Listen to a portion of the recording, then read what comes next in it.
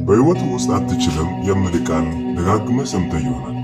አይሳካልህም፣ ቤተሰቦች እነማን ናቸውና ነው?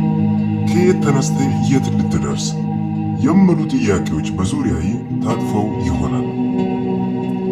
ነገር ግን ዛሬ አንድ እውነት ልንገርህ። ሰዎች ስላንተ ያላቸው አስተያየት ያንተ እውነታ መሆን የለበትም። ብዙዎቻችን የምንኖረው በሌሎች ሰዎች ፍላጎትና መለኪያ ውስጥ ነው። መሳቅ የምንፈልገው ሰዎች ደስ እንዲላቸው ነው። መኖር የምንፈልገው ሰዎች እንዳይታዘቡን ነው። ነገር ግን ውስጤ ያለው እሳቤ፣ ያ የታፈነው ህልሜ ምን እየሆነ ነው? ስሜት ታላቅ ወይም ስኬት ማለት በአንድ ጀንበር ፎቅ ላይ መውጣት አይደለም። ስኬት ማለት በየቀኑ በጨለማ ውስጥ ተነስተ ማንም ባላየ ሰዓት የምትከፍለው መስዋዕትነት ነው። ሰዎች ውጤቱን እንጂ ድካሙን አያዩትም። በወደቅ ቁጥር መሬት ላይ የምትቀረው ተሸንፈ ሳይሆን ለመነሳት ስላልወሰንክ ነው። አንበሳ የታመመ ቀን ጅቦች ሊጮሁበት ይችላል። ነገር ግን አንበሳ ስነሳ ጫካው በዝምታ ይዋጣል።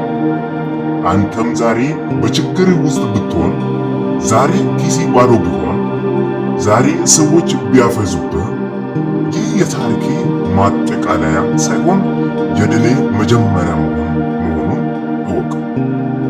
ያለ መስዋዕትነት ድል የለም። ብቻህን ለመራመድ አትፍራ። ትልቁ ጉዞ ብቸኝነት ያለበት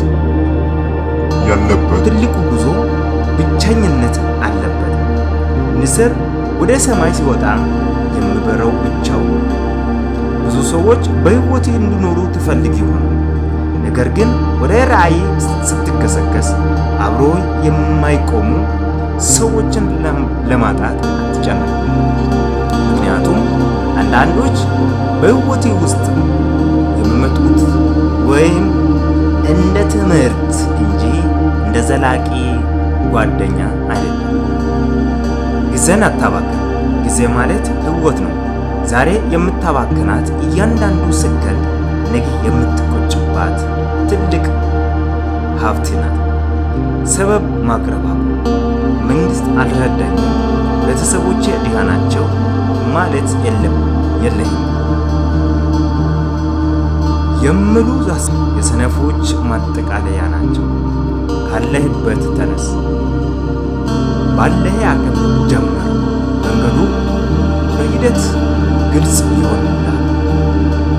በመጨረሻ ይህንን እወቅ፣ አንተ ድንቅ ፍጥረት ነው። በውስጤ ዓለምን የሚቀይር አቅም ተቀበል። ያ አቅም እንዲወጣ ግን በትጋት በእምነትና በማይበገር ጽናት ማስመለስ አለብን። ዛሬ ወስን፣ ዛሬ ተነሳ፣ ዛሬ አዲስ ታሪክ መጻፍ ጀምር። ያለፈው አልፏል፣ ነገ ገና አልመጣም። ዛሬ ግን ያንተ